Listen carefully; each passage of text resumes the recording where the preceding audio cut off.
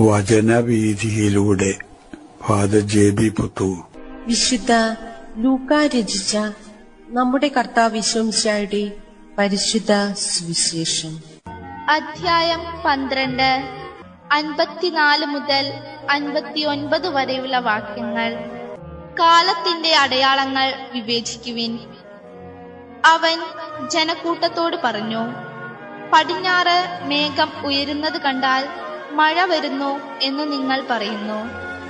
അങ്ങനെ സംഭവിക്കുകയും ചെയ്യുന്നു. തെക്കൻ കാറ്റടിക്കുമ്പോൾ അത്യുഷ്ണമുണ്ടാകും എന്ന് നിങ്ങൾ പറയുന്നു. അത് സംഭവിക്കുന്നു.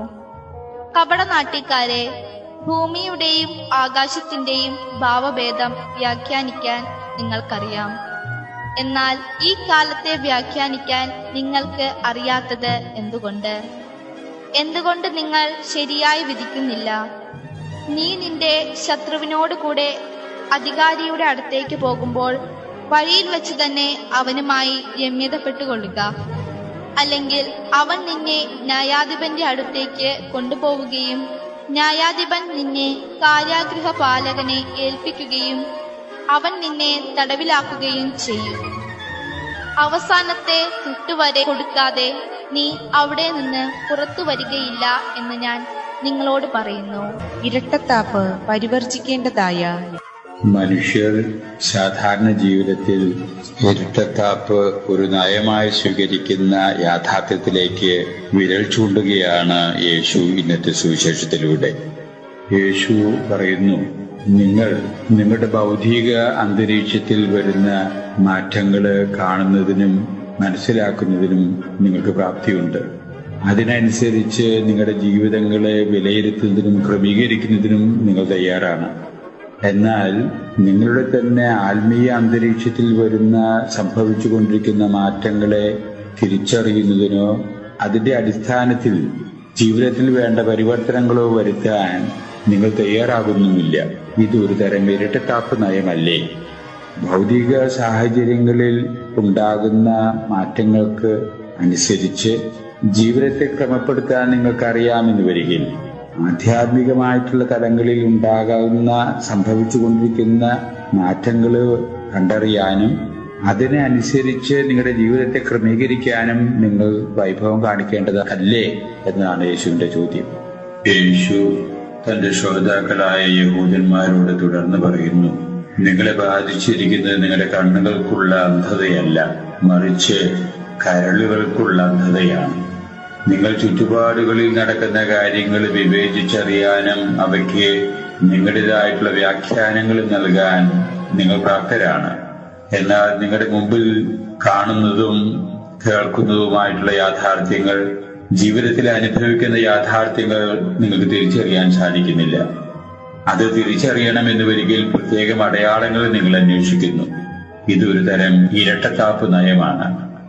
യേശു ഉന്നം വയ്ക്കുന്നത് തന്റേതായിട്ടുള്ള സാന്നിധ്യം ഒരു തരത്തിലും തിരിച്ചറിയാൻ ആഗ്രഹം കാണിക്കാത്ത യഹൂദ മനസ്സിന്റെ ആ തുറവിയില്ലായ്മയെ ചോദ്യം ചെയ്യുകയാണ് യേശുവിടെ.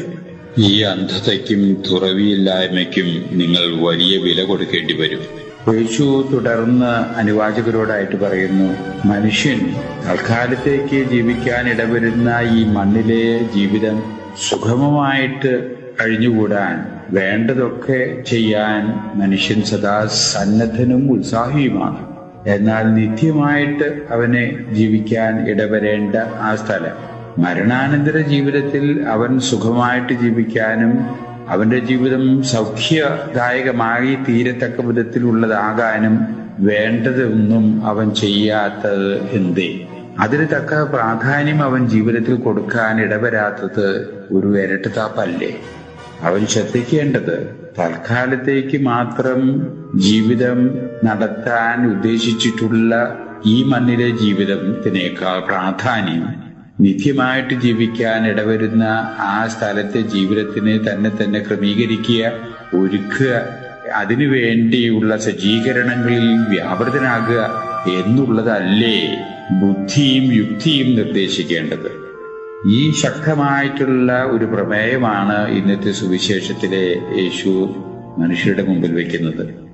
യേശു തുടർന്ന് പറയുന്നു, മനുഷ്യൻ തനിക്ക് തന്നിരിക്കുന്ന ബുദ്ധിയും യുക്തിയും അനുസരിച്ച് ആത്മാർത്ഥതയോടും പ്രതിബദ്ധതയോടും കൂടെ അത് വിനിമയം ചെയ്യാൻ തയ്യാറാകുന്നില്ല എന്ന് വരികിൽ, അതിനനുസരിച്ച് തന്റെ ജീവിത വ്യാപാരങ്ങളെ ക്രമീകരിക്കാൻ തയ്യാറാകുന്നില്ല എന്ന് വരികിൽ വലിയ വില ജീവിതത്തിൽ കൊടുക്കേണ്ടി വരും എന്ന ശക്തമായൊരു താക്കീതും ഇന്നത്തെ സുവിശേഷത്തിലൂടെ യേശു നൽകുന്നുണ്ട്.